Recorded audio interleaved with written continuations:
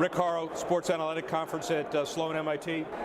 Matt O'Toole has been with Reebok for a number of years and is now elevated to the big guy, president. Is that the right title? President of Reebok. That's right. It doesn't get any better than that. It doesn't. Thank you for doing this. Thanks for having me. Really appreciate that.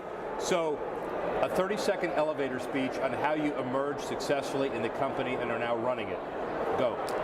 I'll start with one word, and it's persistence. You got to be going after all the jump balls, and I think sometimes it might not feel like you're making progress, but people are watching, and I like to tell the folks that I work for is that every action is a leadership opportunity, and I had a great mentor going through my career who really focused on that idea that you just stay tenacious, stay persistent, and who was that? Realize his name was Ed Abrain, and he was the president of Wilson Sporting Goods. But great guy. Yeah.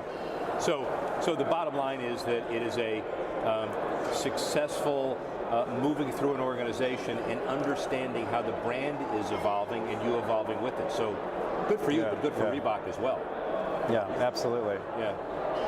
But the long-term commitment to be part of this sneaker war, retail war, global war, get up every day running a very well-known global business. And is it, how do I meet my targets? How do we beat the hell out of the competitors? How do we become more global? What's the core of the challenge today? Well, it's a pretty multi-dimensional landscape, as you just mentioned, because you're dealing in different cultures around the world. You're dealing with different business models around the world. We've got markets where we're a pure play retailer selling direct to the consumer, and we've got markets where we're more wholesale driven. But in the end, it's really about understanding and really focusing on who your consumer is and what they're really looking for out there. And I'm not someone who wants to spend a lot of time, and I coach my people not to spend a lot of time on what the competition is doing, but just to make sure that we're really in touch with what our consumer is thinking and what really is their interests and how we can really surprise and delight them. And I think that's kind of simple formula, but in fact it's actually what you need to do. Is there room? Well, there's room clearly for a number of competitors in the market, but how do you intensify your uniqueness and also be able to brand it as it's either a millennial brand or a certain kind of brand? The branding of Reebok has become a very successful case study. Yeah. So what's the core of that uniqueness and how do you pull it off? Well, I think it is ultimately where the value of the company lives. Like the value of the company lives in our brand and its relationship with the consumer. And I think if we went back 20 years ago, you could have kind of a one-size-fits-all approach and really sell the idea of buying a piece of sport. But today, we're dealing with putting together unique consumers, unique communities that want something for their community. A great example for us is we have a relationship with probably the fastest growing fitness activity in the world called CrossFit. But CrossFit is a unique thing, and the people who do CrossFit have very specific product requirements. They have very specific needs in terms of their community, and they're looking for a brand that understands them and speaks to them. So this, I guess maybe it boils down to much more authentic approach, much more targeted approach than maybe we could do 20 years ago when you would just, book a big television campaign with the networks and pack up the shoes to the ceiling and go. Well, I guess that's part of the point too. Business case, business audience. Do you, at this point, try to be, and you don't, try to be all things to all people? Yeah. Do you find your niche? Do you wake up sometimes frustrated because here's the next big Nike spend and here's the next big team allocation? We're not doing that because we're more disciplined. How's that all work? Well, that's a great question. And one of the decisions that we made just 5 years ago was we want to have a deeper relationship with a narrower group of consumers than a kind of broad brush of the peanut butter across the bread with a lot of consumers, because when you don't have that depth of that relationship, the value that you're creating for the consumer is really limited. And so we went back and said, our roots are in fitness and running. We're just going to focus on that particular area of the sports world, which happens to be about $80 billion of annual sales around the world. But it is more narrow than our competition, but it's allowed us to really be experts and specialists.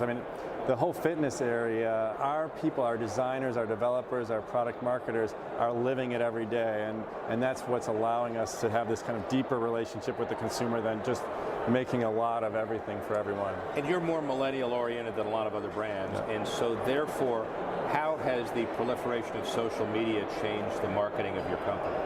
Well, I mean, it is the channel. I mentioned earlier that if you were marketing to guys like you and I a few years ago, you'd buy a network television. Send the carrier pitch out. That's right. But today, this machine that everybody's holding in their hand is really the vehicle, and how they're receiving and authenticating their information in terms of their social networks, their friends, is a totally different experience. I think this is really at the core of a consumer who is probably a lot more savvy than we were when we were making our purchase decisions about what we wanted to have as a young person. So you have to be authentic, it has to be real. But it's also got to be frustrating in a way that Madison Avenue, in many ways, no matter how you sugarcoat it, has not caught up to the notion of how to monetize the digital space and the social media space. And so the way people evaluate those relationships, they're not in the Stone Age, but they're pretty far back there. Is that catching up? Where's that going? I think it is. I think, I mean, in some ways, typical value chain in terms of marketing and media has been changed, and a lot of people have been left out. And the new people who control the channel might be a person on Instagram who's got 20 million followers. So he or she is definitely in a different position to control that channel that the advertising folks are kind of left out of now. But your marketing people are much more sophisticated, much more intelligent, and your agencies are much more responsive. Absolutely. Some of them are here right now. Well, and some are here right now, which is, by the way, why I'm saying, and also as far as the brand concerned, you're all wearing Reeboks. Is that a coincidence? It is not a coincidence. But I mean, one thing, I mean, it's interesting that you say it, but one of the things that we're really benefiting from, and so are our competitors, is that the authenticity of sport, it's this one emotional connection that we have, has become a lifestyle. And so whether you're at a conference like this or going to Starbucks, people are wearing kind of their connection to sport. Are you worried about the sports business broadly defined is outpricing the normal middle-of-the-road consumer? A lot of people can't go to games anymore. The rights fees are higher. The tiered delivery of certain cable systems is higher as well. Or will it all shake itself out? I think this idea of accessibility is a really important topic, and we've got to be careful as an industry, as a deliverer of an entertainment product. In those cases you just mentioned, that we're still cultivating a super broad fan base. But I think the good news is there's a lot of different ways that consumers getting access to kind of smaller, digestible pieces of last night's game or whatever else it might be. Are we all dumbed down where the attention span is 7 minutes now, or is there, and how do you adjust the long-term sale? Your sale is, I don't know if it's more of a sophisticated sale, but it's a more interesting integrated product. It's more subtle, it appeals to the consumer, but it's hard to get that word across. Well, I think, I mean, that's a great point. Like, there's no one's going to listen to, whether it's 60 seconds or 30 seconds of anything anymore. And so what you're really doing for the consumer is trying to paint a mosaic of all these touch points they get from your brand, whether it's from influencers, whether it's your content directly, or whether it's other consumers, so that ultimately the consumer kind of comes to an informed decision. And because you're right, you're not going to get anybody's attention for very long in this environment. Is there an overall mantra or business philosophy on how you pick your partners, your distribution partners, your television partners, your endorsers? Give us an example of how you make those decisions. Well, I think it really dovetails well to what we were just talking about, that what you're looking for is relationships that are deep enough to keep people's attention. How much time you're willing to spend or invest with one of our partners. I mean, marquee partners from the beginning was the Reebok Spartan race, which is a race that you do, obstacle course race.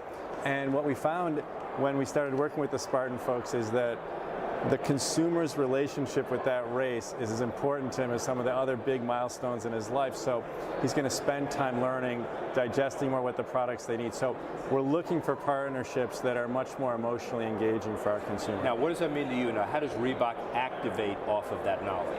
Well, basically, you're able then, by understanding that activity and the products that you need for it, to serve up a real personalized and customized product for that community. And I think what we're doing is, by really targeting all these unique communities and then putting them together, you're creating scale that way as opposed to this kind of umbrella approach that we had in the past. What's the sneaker war / retail business look like 5 years from now? I think, again, it's still going to be driven heavily by consumers' interest. We've got to, we talked earlier about the millennial. This is a consumer that is far less interested in just collecting things. Maybe when I was growing up, I wanted to have a nice car and a big house and maybe another house by the lake.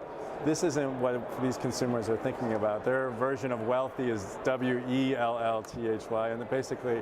Did you hear? I got 2 daughters. Did you hear that? but what that means is we're going to have to connect our products to experiences. We can't just kind of connect them to, hey, this is the sexy new thing. Future of Reebok, I know you can't really summarize, but what's the company look like brand-wise 5 years? Well, I think the biggest thing is, if we are true to our purpose, we'll become more of a badge to our consumers, a badge that represents a way of living, a badge that's about living a healthy and fit life, as opposed to any individual products. And so to do that, we've got to create a richer experience, richer content for our consumer, and ultimately live it authentically ourselves, which we do. You're an international company, but you're also Boston's company. Yes. And there's a lot of distribution to Boston as well here. So obviously, other than being a Patriots and Red Sox fan and all that other stuff that I hear as a Dolphin guy that makes me sick, but I love it. What do you do charitably, philanthropically, giving back to the Boston community? I know you're opening a new headquarters here too, so talk about that a little bit.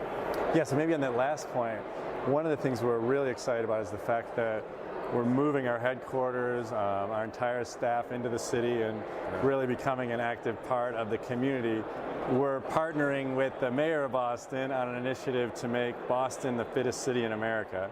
Wow. And we've already laid the groundwork with a program that we call BOX, which is a before-school exercise program for kids. Now, it caused you to climb Kilimanjaro. It did, exactly right. But what BOX does is, when we got physical fitness out of schools, we actually hurt their ability to learn, kids' ability to learn. So we're getting exercise back into schools. We're working on ways to making, as we talked about accessibility earlier, making fitness accessible to everybody in the city. But there's just no doubt that the benefits of actually moving go far beyond, whether you have a six-pack abs, you're cognitively stronger, you're socially stronger, and there's no city in the world that should be surpassing Boston in that area. Do you have a feeling, and I know it's a political question, LA may get the Olympics, Paris may, it's one of those fights. When Marty Walsh, when the decision was made to kind of pass, how did you feel about that? Oh, I think like a lot of Bostonians, it was a little bit heartbreaking because we have so much to offer in this city with the facilities we have, the academic community, the research community. Just for us to be on display with the rest of the world would be amazing. Any advice to the thousands of students who want jobs from you and have jumped on every move of yours? Give some advice on getting into the business. Well, I think they're doing the right thing by being here in the first place. I think that you asked me earlier what worked in my career, so I'm a big kind of persistence and tenacity guy. But in the end, I think too often when I talk to young people who are looking for jobs, they're not clear enough about what they really want to do. I mean, and so I always coach them to, let's make sure we go one step further and really understand what it is you're looking for, because once you have that clarity, it's going to be a lot easier for companies to put you in a spot. And I think right now you've got, it's this great industry sport, but I think you've got to take a little bit more time and get a little more focused. Thank you, my friend. Yeah, thank you. Really appreciate it. That. Thanks.